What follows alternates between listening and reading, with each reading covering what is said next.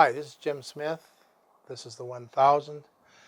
I thought I should sit here and talk to you with a gun in my hands once, because we want to talk about perception on this. And then, of course, one of the demonizations of firearms is the semi-automatic firearm, of which this is, a pretty typical example. It's black. It's kind of ugly. Uh, Very much uh, almost steampunk in its characteristics. Very machine age sort of product, and for this reason, it is held in great disrespect by all the gun banners out there. Now, there is no functional difference between this and a firearm with wooden stocks and fine bluing and engraving. Firearm, as I said earlier, is a drill. It takes a projectile, makes a long distance hole in something. That's all it does. And anything that you do that with is a firearm, regardless of how you do it. So you ask yourself, why would somebody be so upset about this? And the gun banners ask, well, why do you need something like that? And here's the bottom line, folks.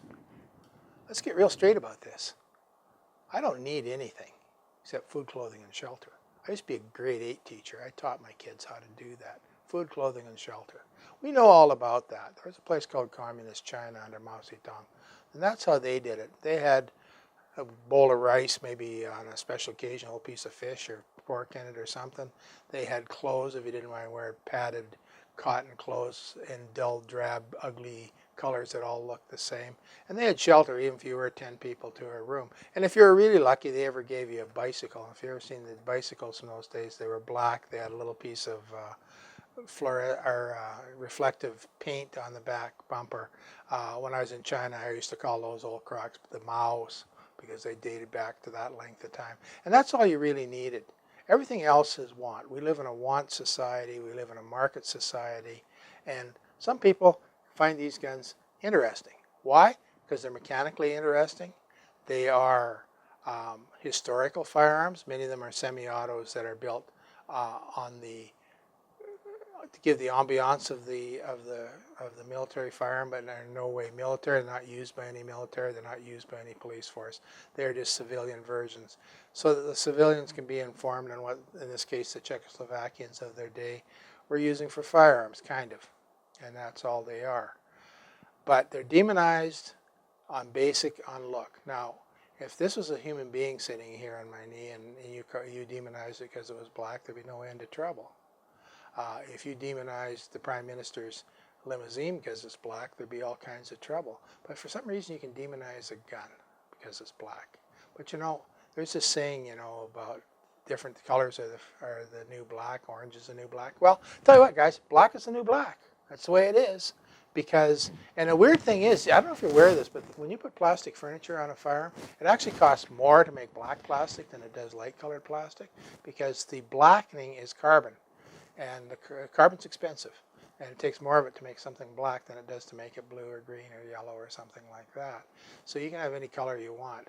Black is just a nice utilitarian color. It doesn't show scratches, dirt.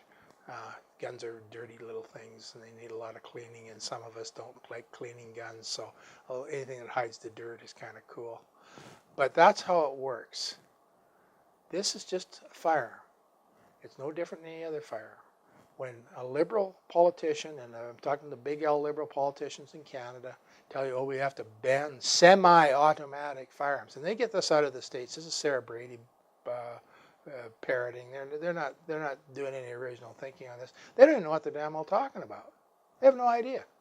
I'll tell you what, the difference between this and a bolt action is exactly the same difference between an automatic transmission in your car, which is essentially semi-automatic because you have to put it in gear to get it started, or a manual transmission. Now, I happen to drive a manual transmission sometimes, and I drive an automatic sometimes. My ex-wife thinks I'm kind of a candy ass because my last truck is an automatic, just what came off the yard, out of the lot that day. That's the way it went. She personally will only drive a manual transmission. However, when she only shot a semi-automatic. Why?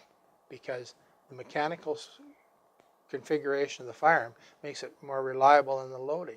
Loading and unloading a gun is a dangerous part of being a firearm. The old saw, I didn't know it was loaded, is a sad and tragic reality in my world.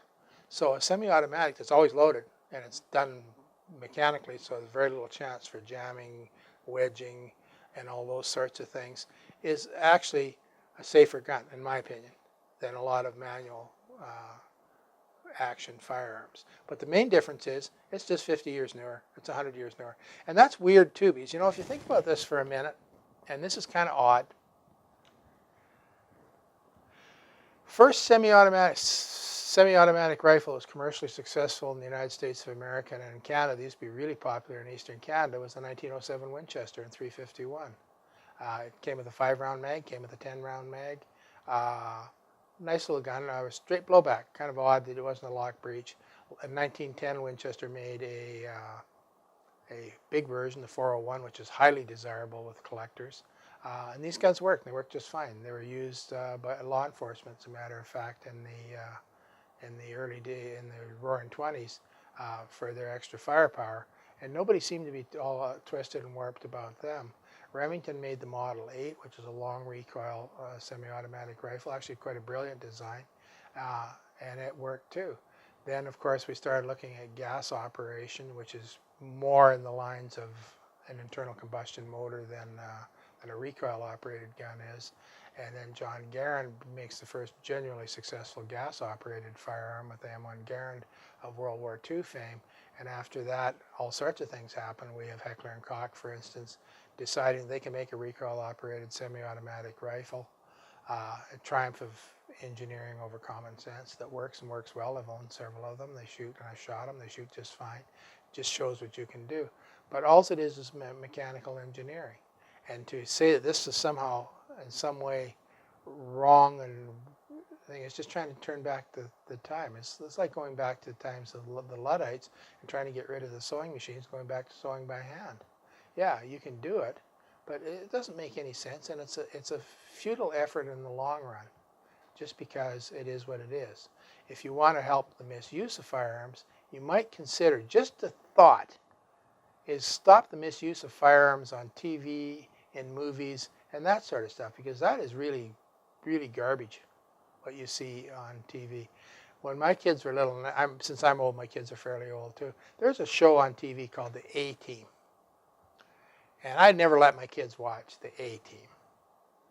And I was mentioning this to one school teacher of my acquaintance once. I said I wouldn't allow my kids to watch The A-Team. And they said, why?